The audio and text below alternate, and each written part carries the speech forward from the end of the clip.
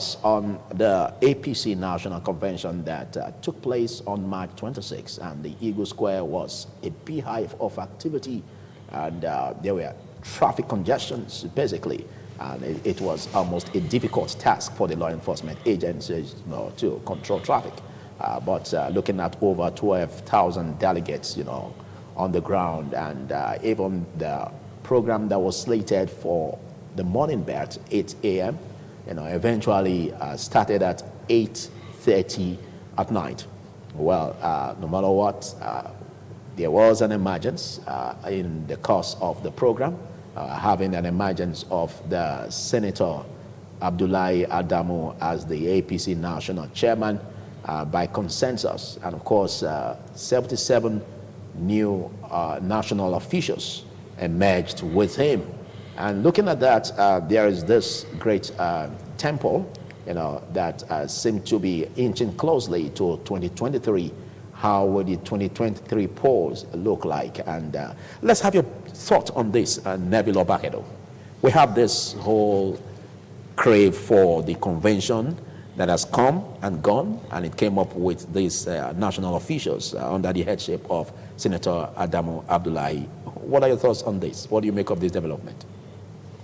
If I want to look at the political space of Nigeria and the kind of politics that politicians play, sometimes we just feel that there's no hope for the country because of the state capture and the hijack of the democratic and political processes.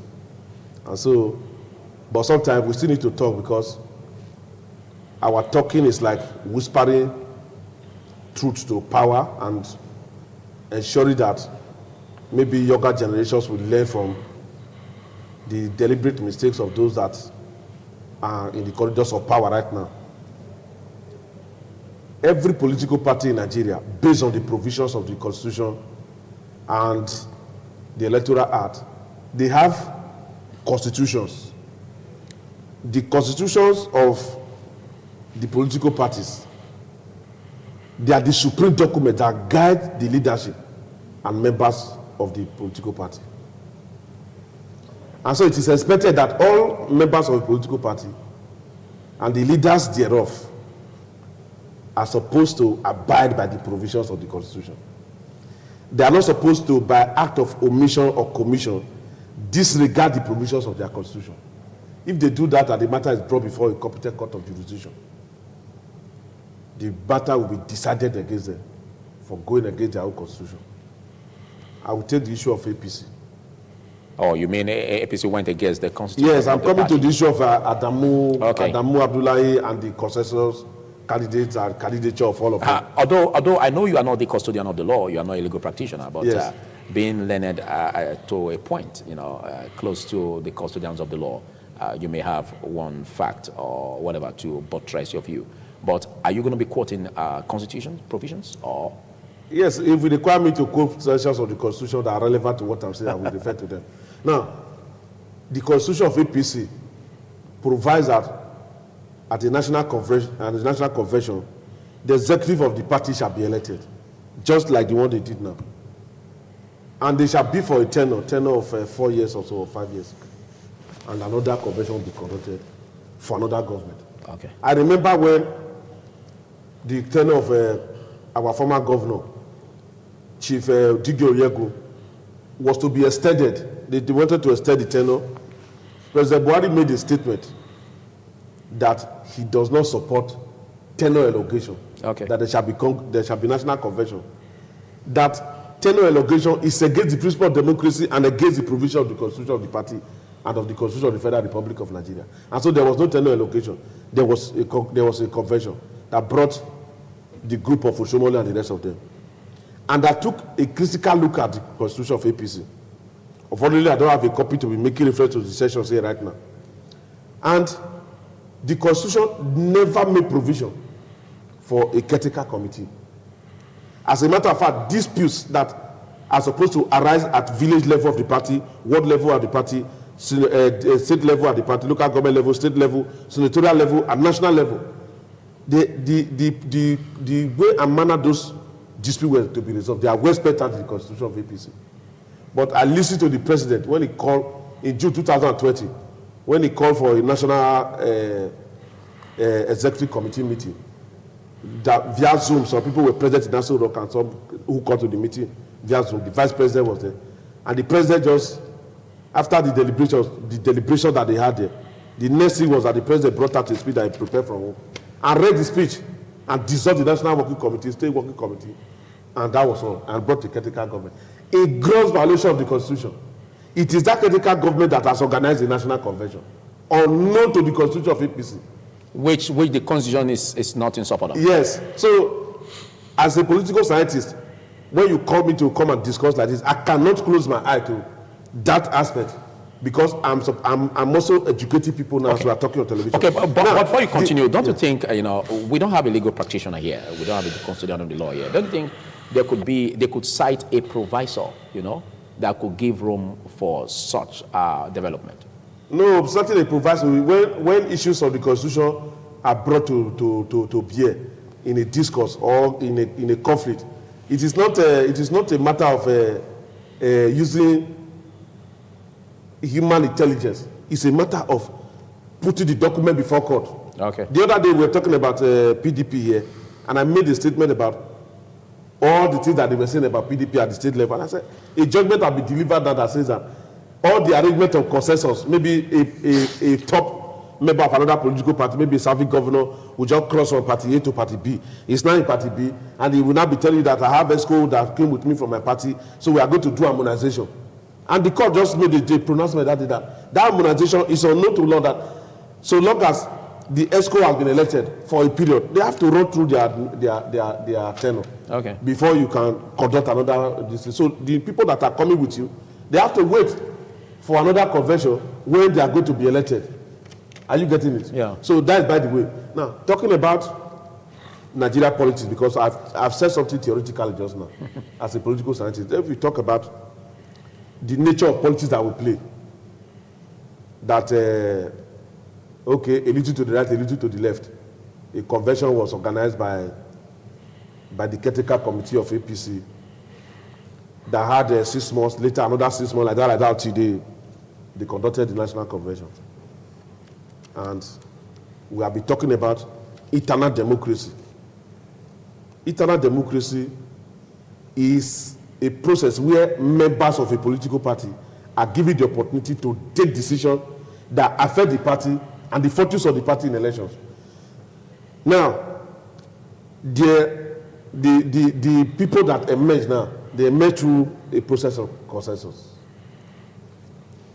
That means there's a hijack of the material of the party by some elements who just decide to talk to people, they talk to Dogara, they talk to that, say, just let our party go. You continue with that. You continue with that after I get the thoughts of Roy Oriwabo about what's going on right now, as well a bit of what transpired, on the convention, and the convention which was to kickstart in the morning eventually ended up kickstarting at about 8:30 p.m. And the vice president was ushered in at about that time, and while the president came at about 10 in the night. And well, a lot of delegates came with a mindset.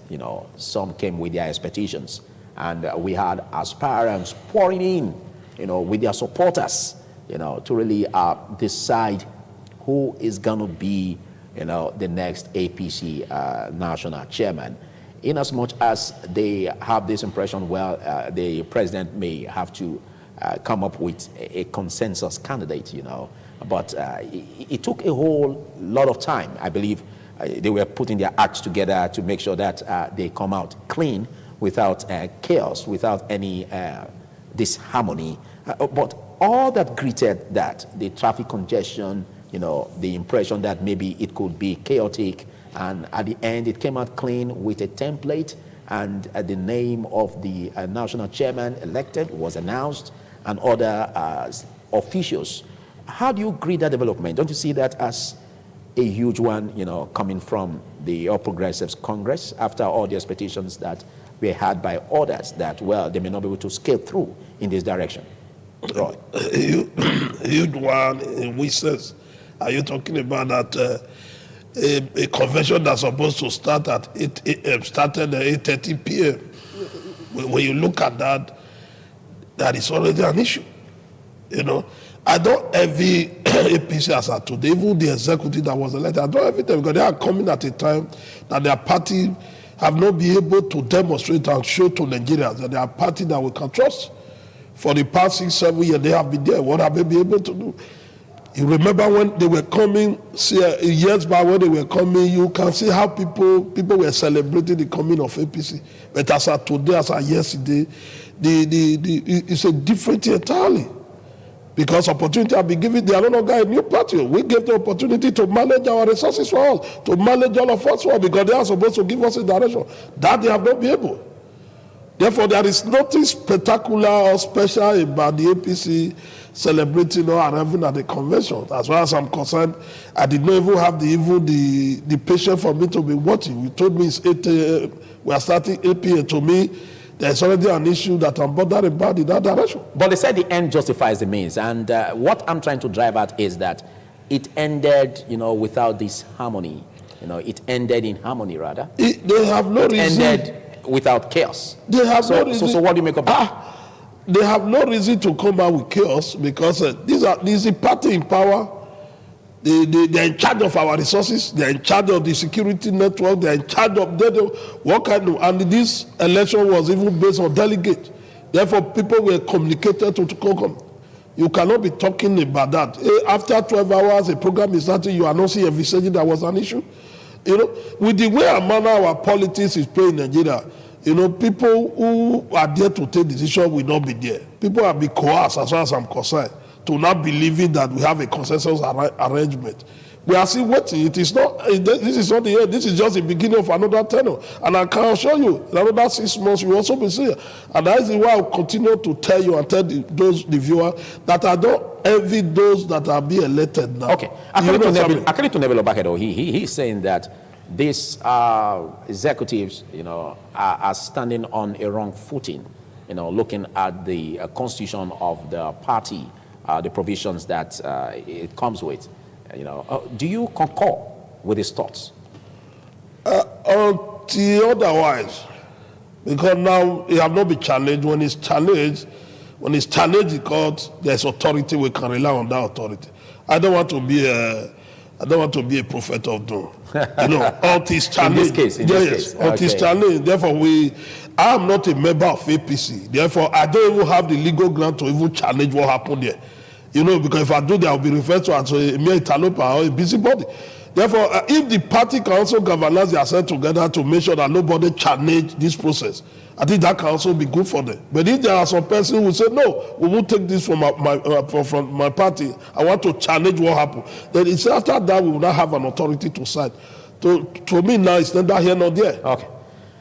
This happens to be about the biggest party in Nigeria, and looking at the issues of punches, words that are being thrown at each other by the People's Democratic Party and the All Progressives Congress, even where the APC national chairman, also made some comments about PDP, and then the PDP also saying that, making some comments about the national chairman, about the issue concerning fraud charges leveled against him by the EFCC in 2010. Now, what do you make of this, Neville Obakedo? Do you see as a possibility that litigations will throw in this direction as regards the person of the national chairman? First and foremost, the Nigerian state is a state that will be captured by the elite. And that is the reason why the other day when the National Assembly came up with the amendment to the Constitution that there shall be no consensus and all those, that every political party should organize a direct primaries where people will have to queue up and vote for their candidates. There is aspirants that are vying for position. People should just be given the opportunity to do the campaign and every other thing. And that's the beauty of democracy in America. The other day when Obama and President Obama and First Lady Hillary Clinton were campaigning to be the presidential candidate of the Democratic Party in America, They traveled, and other aspirants, they traveled across the length and breadth of America.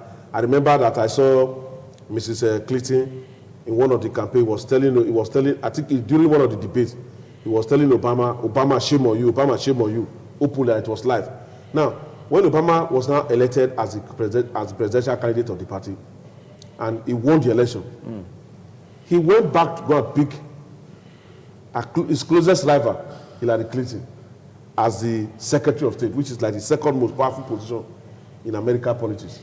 Now, when we are talking about disharmony, conflict in political parties, no person, no politician should think that there will be no disharmony, there will be no conflict in their political party. That is going to be peace. It is not correct, and it can never be like that. There must be conflict. One of the characteristics of a political party or party politics is conflict. Like what they say, we disagree to agree. An agreement, all those things. So when you are doing party politics, and at the end of the day, you say because we don't want people to know that we are divided. So we just have, some people will just have a meeting in one place and say, okay, this one we go, then the other one we are going to give you appointment, we are going to give you appointment, we are going to give you chairman of board, we are going to give you, and they will just quietly sit down. Okay, so invariably what you are saying is that the confrontations, the contestations that have been happening within the All Progressive Congress, people still have doesn't take the strength of the party from them. Yes. So now talking about allegation, virtually all former governors of Nigeria, all former governors of the states in Nigeria, virtually all of them, they have one criminal case, corruption charges against them.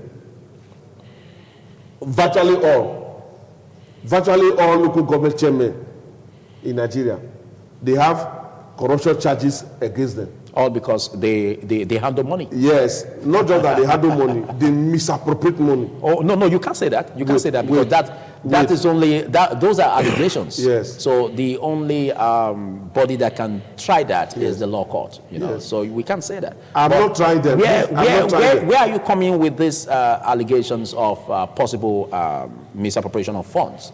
Is it not because they handle money? So that was why I said that all because they handle money. Yeah, you know that this is a television program, okay, and it's a live program, and it's a worldwide program, and I believe that the whole world is watching us as we are talking here. Before somebody can muster the courage to write petition against you and say that you are Governor A, you have eaten money, and the person will put his name there, the person is ready to defend himself with documents, evidence, providing evidence. Yes. So when I'm saying that corruption charges have been leveled against them, I didn't say I leveled corruption charges. I say corruption charges have been leveled against virtually all local government chairmen. And if you go to FCC, you can get the information there. So now, if they are leveling allegation of corruption against Adamu Abdullahi, former governor of Nasarawa State, who is now the APC national chairman via consensus, I will not be surprised. Because even his predecessor in office, the man he brought to take his place as governor, late Alhaji Akwedoma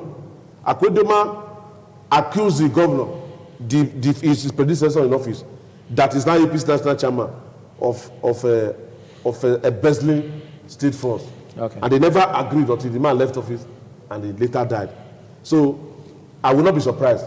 The best thing now is for the man to go and face his corruption charges. But outside of the corruption charges, the man is a service senator.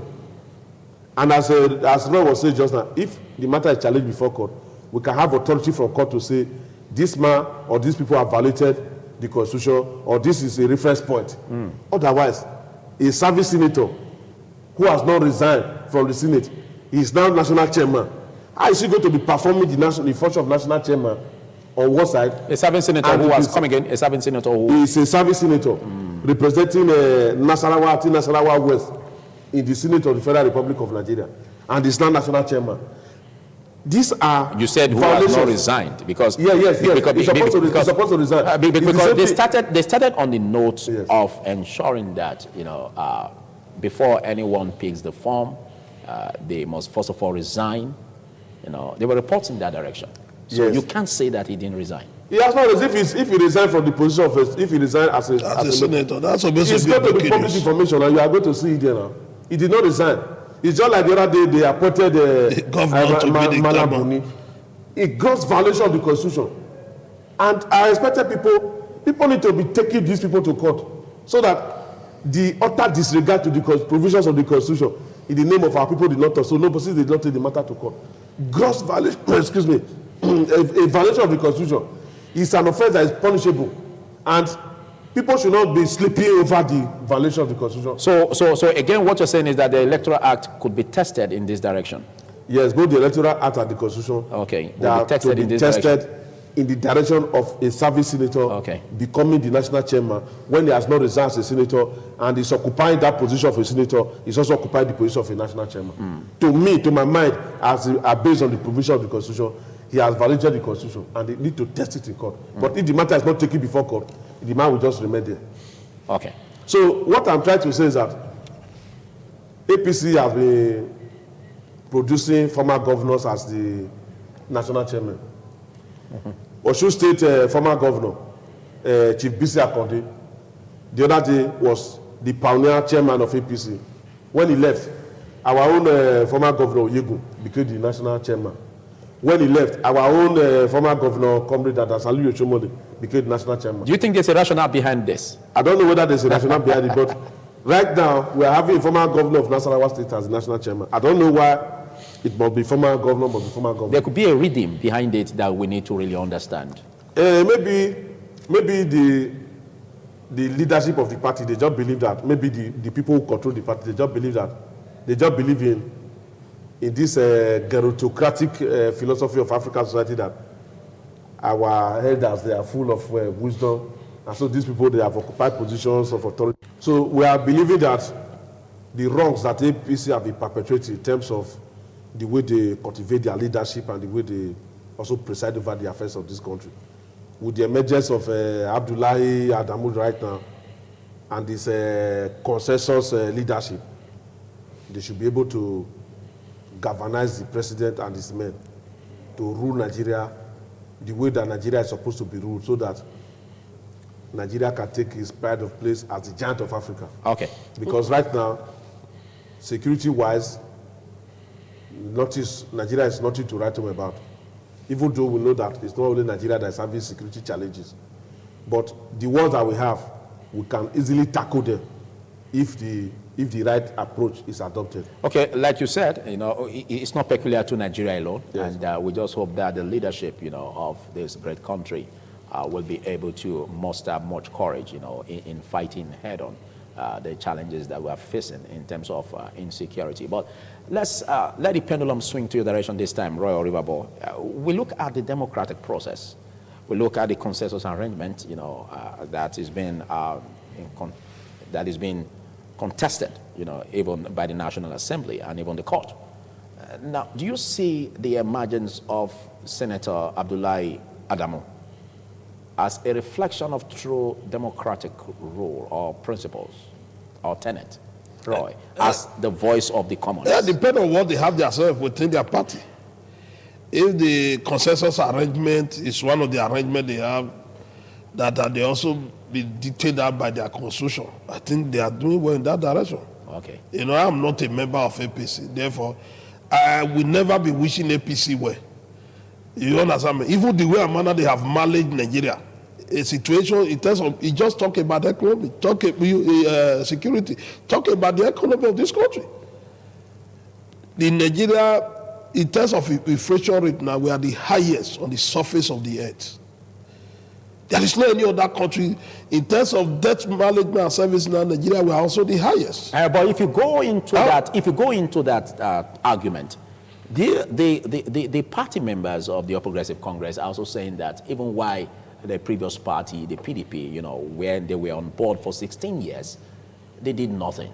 And so in their reign, which is not even up to those number of years, they can at least point out what they've achieved. So it's been a blame game thing. No, those arrangements are no longer there. You recall I told you that when APC was coming, you recall in that been issue, there was that sense of celebration among Nigerians that we will be getting a relief.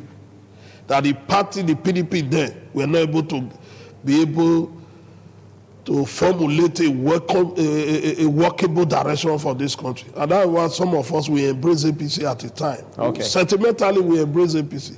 But in the way it got dampened. After 6 years, we found out that Nigeria is even going back. Nigeria is going back on the APC. There is nothing you can hold on to now tangibly and say this is what this party have able to achieve under the leadership of Buhari. Okay, We are better. Okay, if all of this happened in the time of the other party, PDP, and now you said just now that you threw your weight on APC at the time, and then all of a sudden your hope got dampened in the impression that you just generated. Now, don't you see something missing, that it seems both parties are not able to really muster? It's not even about both parties are not able. If you look at the first 16 years of PDP, even the first 8 years of PDP, you have something you can rely on. The first 8 years of PDP, we have EFCC. To the first 4 years of PDP, we have EFCC. Go and check records. We have ICPC. And what were they doing? They were thinking that, look, because of the high level of corruption in Nigeria, let there be an internal mechanism by the people.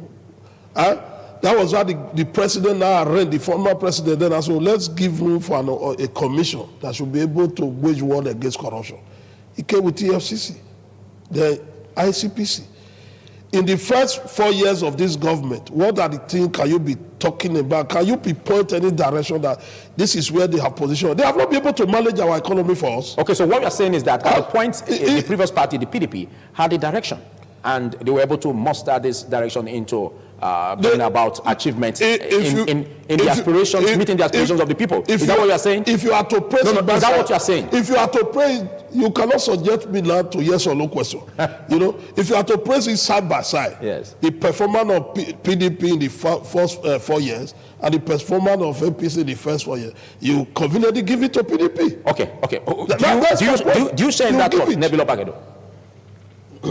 You know that Roy is a politician, and is right now a member of the People's Democratic Party. He's watching you closely to make a pronouncement on that. Yes, he's a No, member when of he the, finish, I'll react to that. he's a member of the PDP, so I do not expect him to say anything good about APC. Or after all, he's a card-carrying member. Yes. So I'm not a politician, and I will just talk generally. Okay. Before PDP left office in Nigeria, we know that several states were not able to pay their workers.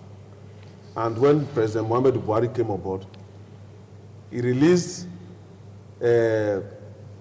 money to states, 3 tranches of Paris Club reform to states to pay their workers, and to also pay, like in Edo State here, workers of local government, pensioners were always on the street crying that they have not been paid. The president settled that one.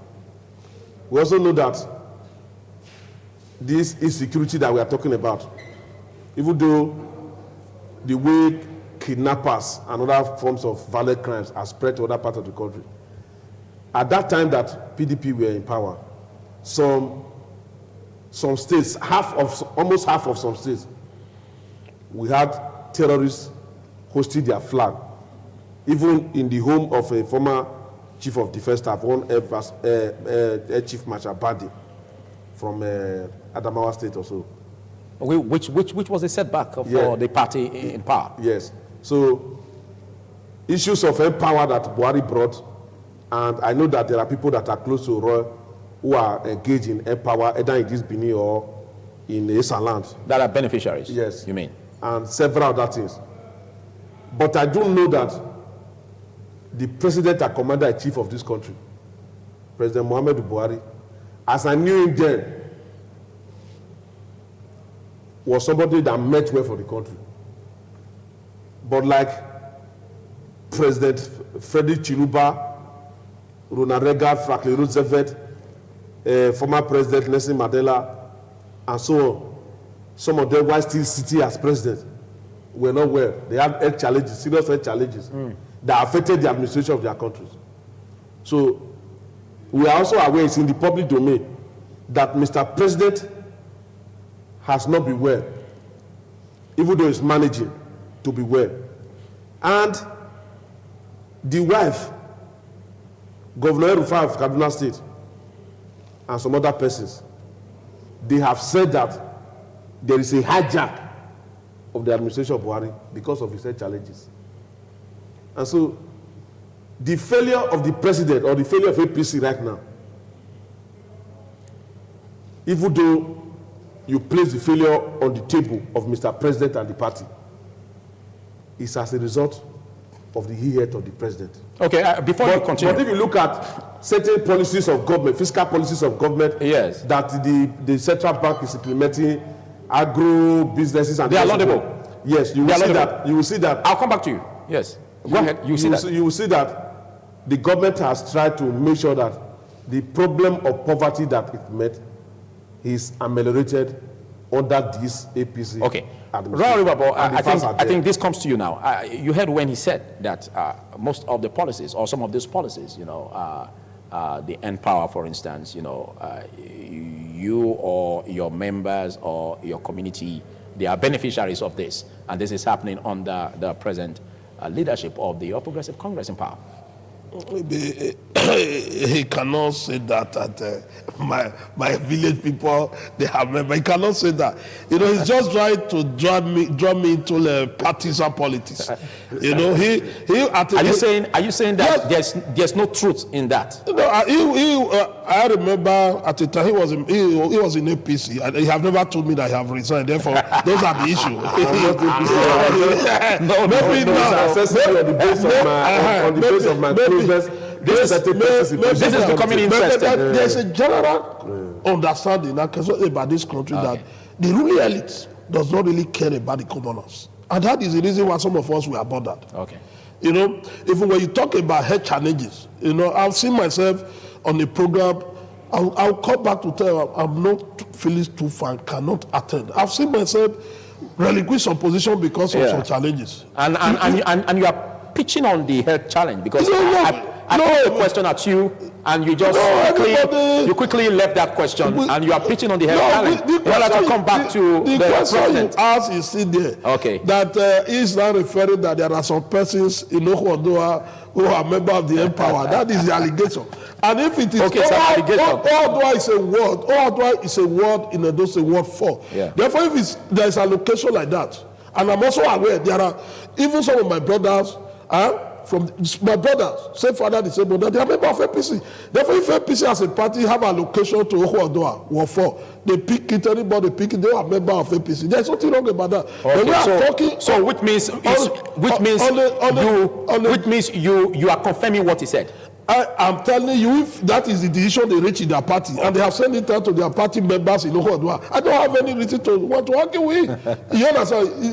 Health Power is for APC members. Since they have taken it to Ohuodua, which is Ward 4, they also have APC members there. Okay. What you are saying is that the beneficiaries are those who are only members of the party. Yes, that is the. Can you buttress this with a proof? Which proof do you want me to be possessed again? I'm telling you now, look at what happened. You are still telling me proof. Let me come back to you. He's the one. I think this is going interesting, and I want us to pitch it to a point where it will be clearer. Yeah. So let's get your views in this, Neville Obakedo. You heard what he just said, strictly for the members of the All Progressive Congress. You see, is that correct? as I said earlier, because Roy knows me very well. Let me just say it that way. Knows me very well as my former student. He was very close to me and my friend that was later local government chairman in Kubara.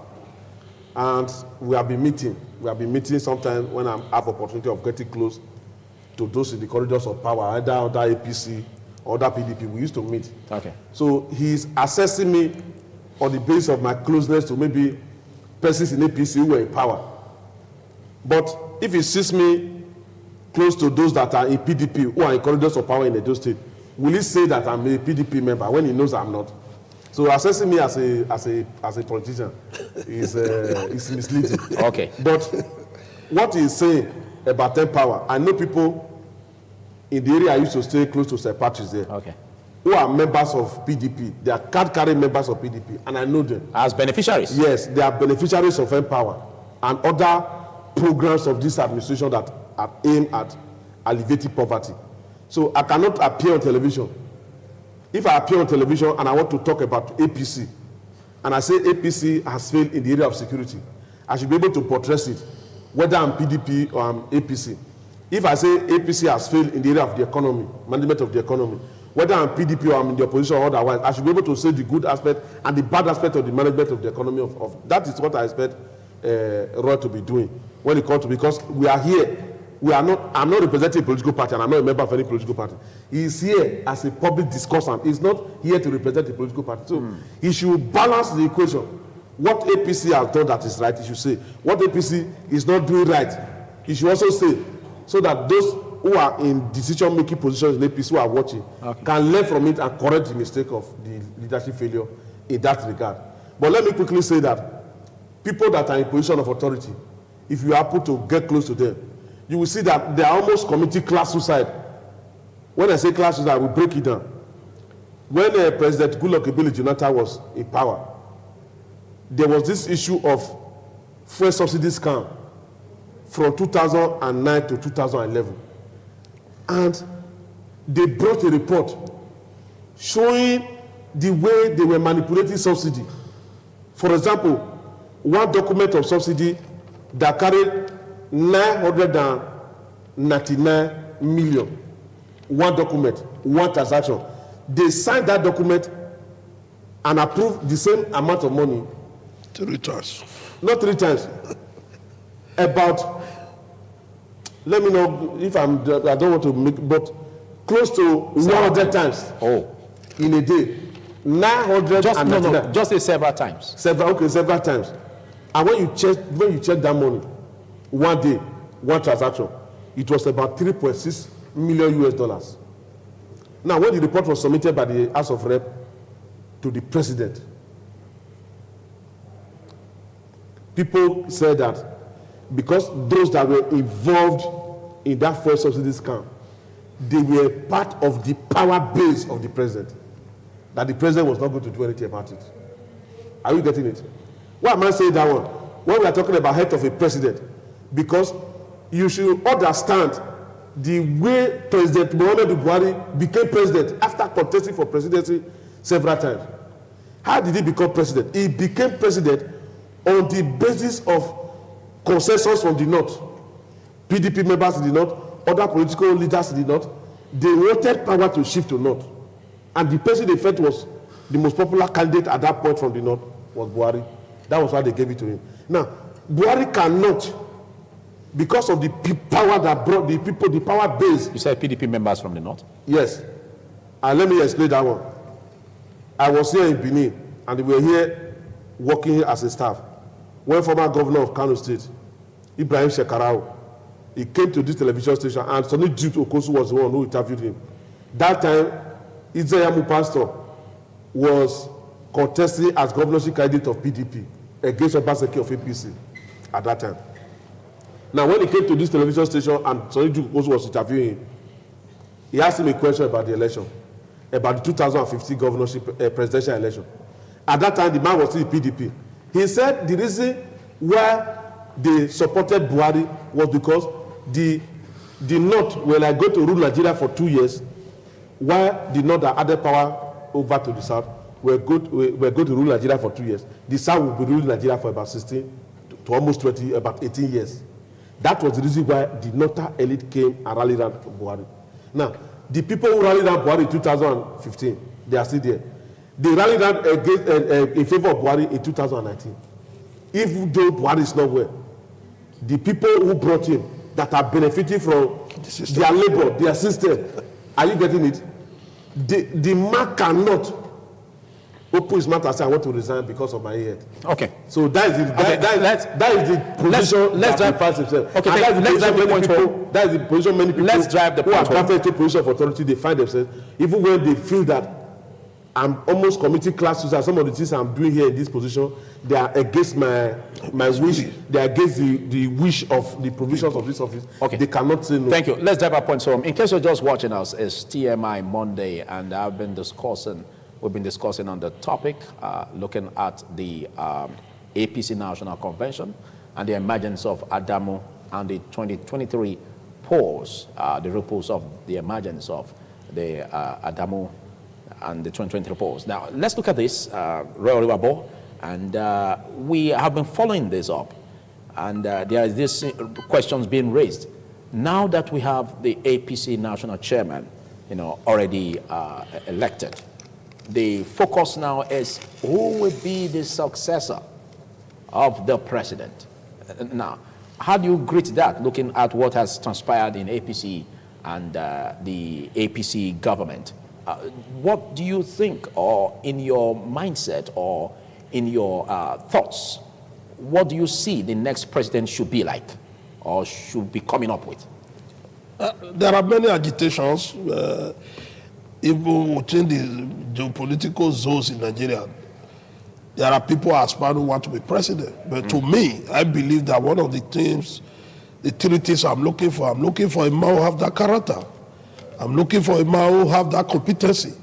I'm looking for a man who have that courage to say Nigeria have to move forward.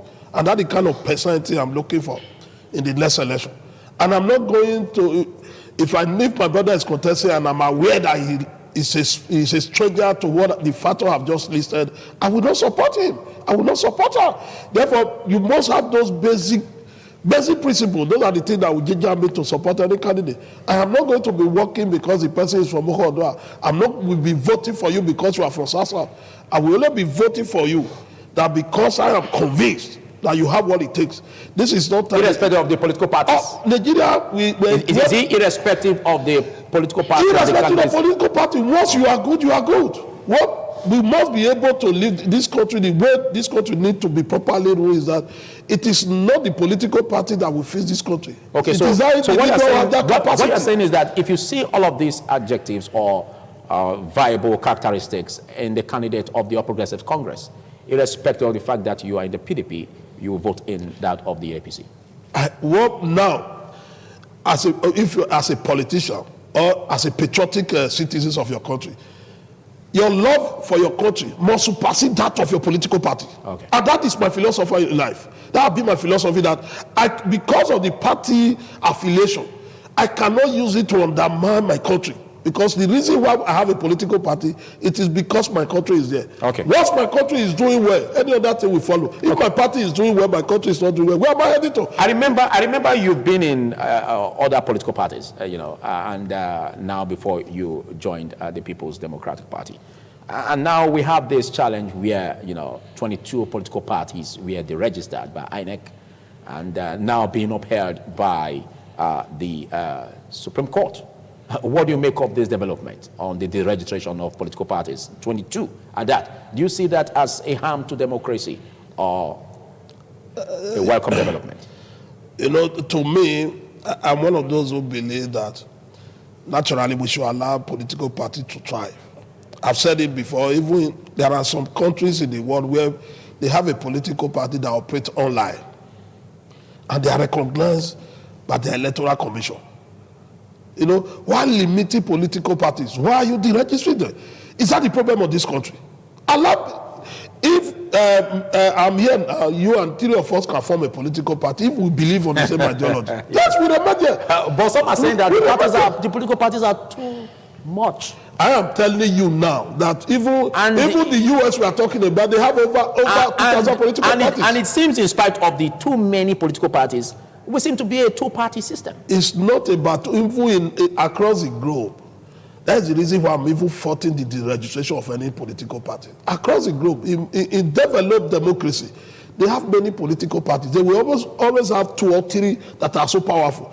You can operate at your local level as a political party. You can operate at your world level as a political party. The reason why we are scared about parties are too many, it is because opportunity is not being given to any political party to thrive. If you are in a party A and you are in charge of that state, the tendency for you to score 100% in an election is there. But if we were operating a democracy, a true democracy, that I can go to my village in Okodua and pick a form and say I want to be councillor. I don't need to be known to the powerful, to the big party. I can galvanize and mobilize my people. They believe in me. They'll say, well, come and be my councillor. Or I can choose anybody, irrespective, I say, you have to be the councillor. use this political platform and be councillor. That is how to manage the society, and that is how to manage democracy. And that is the only thing that will make democracy to work. The situation where there's a total bracket for political parties, what we now refer to is for you to be going to looking for a way to deregister political parties. Why do you want to do that? Why are you thank you. Well, the Supreme Court has given its judgment. I think that has settled it. It has settled it. But that doesn't mean that it's the best for us. Okay. So what are your thoughts in 2 minutes, Nebilo Bakedo? 2 minutes is not enough now. I have 2 issues here. First thing, we talk about the president and Nigerians will be expecting 2023. Nigerians, the first mistake that Buhari is going to make, for example, if APC will produce the next president, is for the president. Are you expecting him to make a mistake? Because you said the first mistake Buhari is going to make. Yes, he's going to make. If APC that he may. The mistake is likely to make. For him to appoint his successor. Are we getting it? It's the same thing that the way they arrange their leadership of APC now. It's that same way they are going to arrange the candidate. They will say consensus candidate. That is going to be, if you make that mistake, if you force into that temptation. But if the party constitution supports it. If the party constitution supports like what we are still going to come back if it's a party constitution provision, we are still going to come back. It's home and dry. We are still going to come back here to discuss the APC constitution. And we are going to discuss that aspect. All right. But let me just say that the question you asked me just now about the registration of the political parties, section 225, subsection A and B of it, talks about, it gives INEC the power to register and deregister political party, and the condition upon which political parties can be deregistered. So, if political parties in an election did not produce at least one elected person, and their offices are not spread across the country, it lays foundation for INEC to deregister the political party. So that was what happened in the case of about 77 political parties that were deregistered. Just that these 22 of them took INEC to court to challenge that decision. Thank you so much. We would have said concerning that, we would have given it a better stretch so that you can make more contributions valid at that point. Big thanks, Nebilo Bakedo. Big thanks to you, the voice of the commoners, Real Ribabo. Thank you for I believe the commoners are feeling what you're doing right now. Big thanks. Thank you, buddy. All right, there's a much we can take on the discussion. It's still TMI Monday. Don't you go away.